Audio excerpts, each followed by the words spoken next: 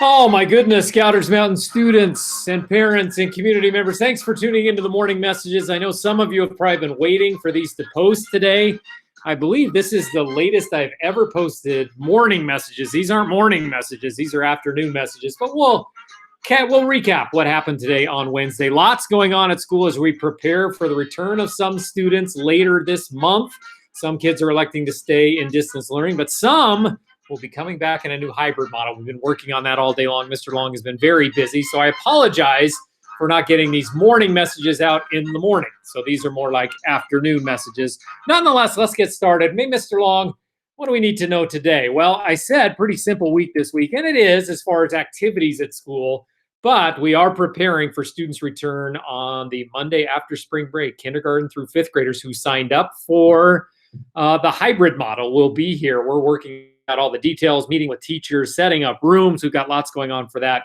Of course, March is Women's History Month. We'll focus on a different historical figure each day in women's history. I'll show you a new picture. You're doing a great job of sending in your slides or your videos of what you've learned about our featured woman each time. We'll have another one today as we lead into Friday's morning messages, and hopefully they'll be recorded in the morning. But looking forward to showing off what you guys came up with for today's figure in women's history. Don't forget about morning movement. That'll happen again tomorrow morning. You can log into my Google Classroom right around 8:40 or so. We'll get the blood flowing, get everybody moving in the morning. You can log in right there. 8:40, we'll get your blood pumping, get stretched out a little bit. We'll get all ready for the day ahead for Thursday tomorrow. Keep logging into music and PE and Mrs. Bell's Google Classroom. That's a good idea as well. Because remember, you do get graded in music and PE, and your next report card is coming a little quicker than we originally thought because of all the changes coming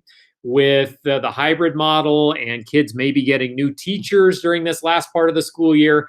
We're starting report cards a little bit earlier, so you'll be getting report cards after a shorter amount of time than last time and starting all over again with the new grading quarter right after spring break. So that's pretty exciting, but you do get a grade in music and PE. So make sure you're going in there and visiting those Google Classrooms and getting credit for the work you're doing.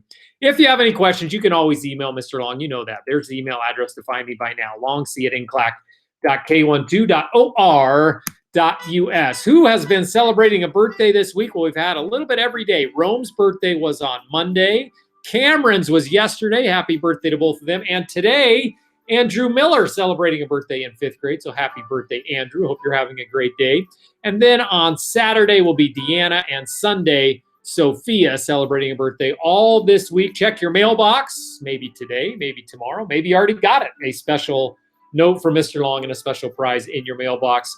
Hope you have a wonderful birthday this week. All right, let's go with our daily challenge, which has been celebrating Women's History Month. I show you a different historical figure. You tell me what you've learned about that person. You guys have been doing a great job with this throughout the year. During Women's History Month, we are studying that person from Monday. Who is that person right there? Did you know anything about that person? Might help. Who is this person? Why is she important? It might help if I show you the second picture there. We know this woman was a scientist, was very important in figuring out things medically, help the medical profession. Who is this person? Well, that's Marie Curie. And why is she important? Some of you came up with some great answers. This is a slide created by Kate Jansen in the fifth grade. You can see she has all kinds of bullet points. She was a physicist and chemist who conducted pioneering research on radioactivity. First woman to win a Nobel Prize. Only woman to win the Nobel Prize twice, Marie Curie was. She developed mobile radiography units to provide X-ray services to field hospitals. So she's really the inventor of the X-ray. So very famous woman for doing that. You can see Kate has cited her source down there at the bottom. And also this is from Nikhil in fifth grade, who also gave us some information from Wikipedia. And I'm not going to read the whole thing to you, but you can see that once again, Nikhil has mentioned Marie Curie won the Nobel Prize in chemistry for discovering polonium and radium. She is the first and only woman to win the Nobel Peace Prize twice, and the only person to win the Nobel Prize in 2 different areas of science.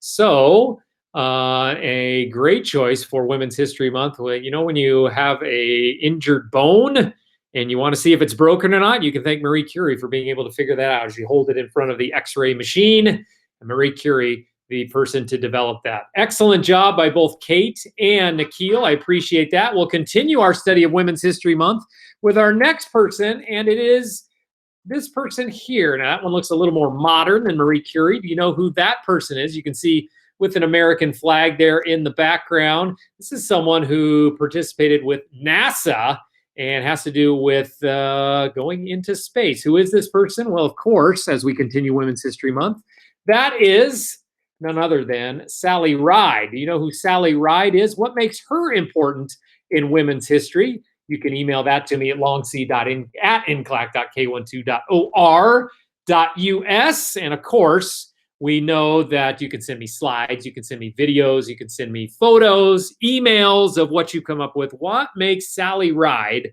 such an important person in women's history and in American history for that matter? Can't wait to see what you come up with for Friday's morning messages. I know you'll come up with some great stuff.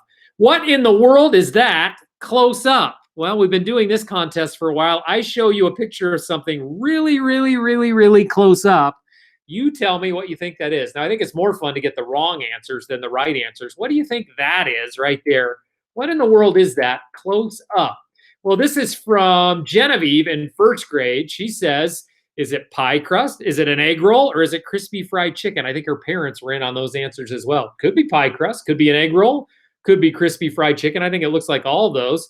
This is from Kate Jansen, who says, I think it's cornflakes. Is that cornflakes? Hard to tell close up like that. And that is Nikhil because it's spinning around. He thinks it could be cereal. What is that picture close up?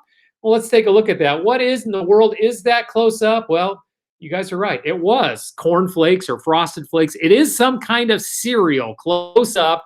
Great job by those of you that solved that mystery. We'll give everyone credit for that. Genevieve and Kate and Nikhil. Nice job by all of you. So what is our new picture going to be?